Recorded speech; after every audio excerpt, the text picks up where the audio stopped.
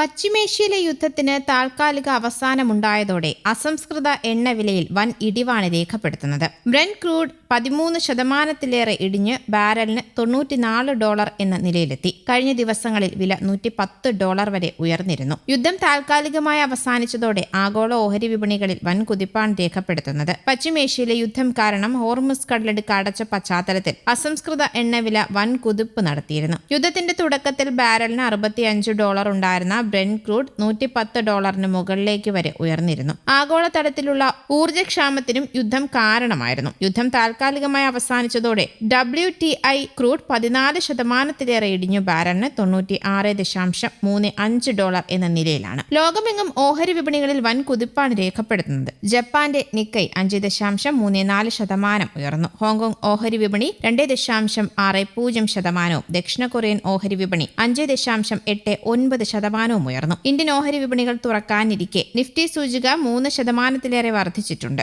US വിപണികളിലും കുതിപ്പുണ്ടായി. ഡോ futures 2.33% ഉയർന്നു. ആഗോള വിപണിയിൽ സ്വർണ്ണവില 3% ഉയർന്ന് ട്രോയ് ഔൺസിന് $4,809 എന്ന നിലയിലെത്തി. വെള്ളിവില 5% ഉയർന്ന് ഔൺസിന് $76.47 എന്ന ഡോളറിലാണ് വ്യാപാരം. യുദ്ധത്തെ തുടർന്ന് കനത്ത ഇടിവ് നേരിട്ട സ്വർണം കുതിപ്പിനുള്ള തയ്യാറെടുപ്പിലുമാണ്. ഒറ്റ ദിവസം കൊണ്ട് ഇറാനെ ഇല്ലാതാക്കുമെന്ന കടുത്ത മുന്നറിയിപ്പായിരുന്നു ഇന്നലെ വരെ ട്രംപ് നടത്തിയത്. ഇന്നൊരു സമൂഹം തന്നെ മരിക്കും, ഒരു തിരിച്ചുവരവ് ഇല്ലാത്ത വിധം. ഇറാനിയൻ ജനതയെ ദൈവം അനുഗ്രഹിക്കട്ടെ എന്നായിരുന്നു ട്രംപ് പറഞ്ഞത്. ഇതിനെതിരെ അമേരിക്കയിൽ നിന്നുൾപ്പെടെ പ്രതിഷേധം ഉയർന്നിരുന്നു. ട്രംപ് ഇറാനെതിരെ ആണവായുധ പ്രയോഗമാണോ ഉദ്ദേശിക്കുന്നതെന്ന ആശങ്കയും ഇതിനിടെ ഉയർന്നു വന്നു. എന്നാൽ അത്തരമൊരു നീക്കമില്ല എന്ന് US പിന്നീട് വ്യക്തമാക്കുകയും ചെയ്തു. അതേസമയം ഇറാന്റെ എണ്ണ ഊർജ്ജോൽപാദന കയറ്റുമതിയുടെ തന്ത്രപ്രധാന ഹബ്ബായ ഖാർഗ് ദ്വീപിനെതിരെ ആക്രമണം കടുപ്പിച്ചതിന് പിന്നാലെ എണ്ണവില കത്തിക്കയറിയിരുന്നു. എന്നാൽ ട്രംപ് വെടിനിർത്തൽ പ്രഖ്യാപിച്ചതിന് പിന്നാലെ ഇത് താഴ്ന്നിറങ്ങി. ഇറാന്റെ എണ്ണ കയറ്റുമതിയുടെ 90% നടക്കുന്നത് ഖാർഗ് ദ്വീപ് വഴിയാണ്. ഇവിടെ മാത്രം 50% കേന്ദ്രങ്ങളിലാണ് US ആക്രമണം നടത്തിയത്. അമേരിക്കയുമായുള്ള 2 ആഴ്ചത്തെ വെടിനിർത്തൽ പ്രാബല്യത്തിൽ വന്നതിന് പിന്നാലെ യുദ്ധത്തിൽ ഏകദേശ വിജയം കൈവരിച്ചെന്ന് അവകാശപ്പെട്ട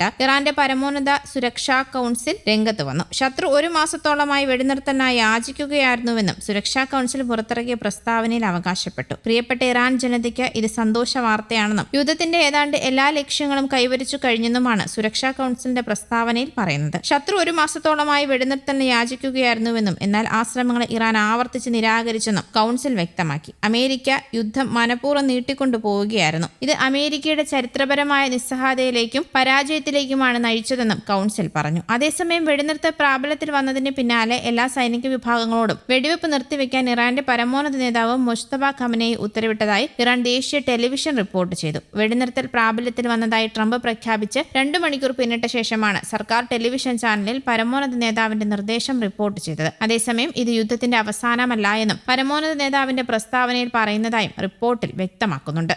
ന്യൂസ് ഡെസ്ക് കേരള കൗമുദി.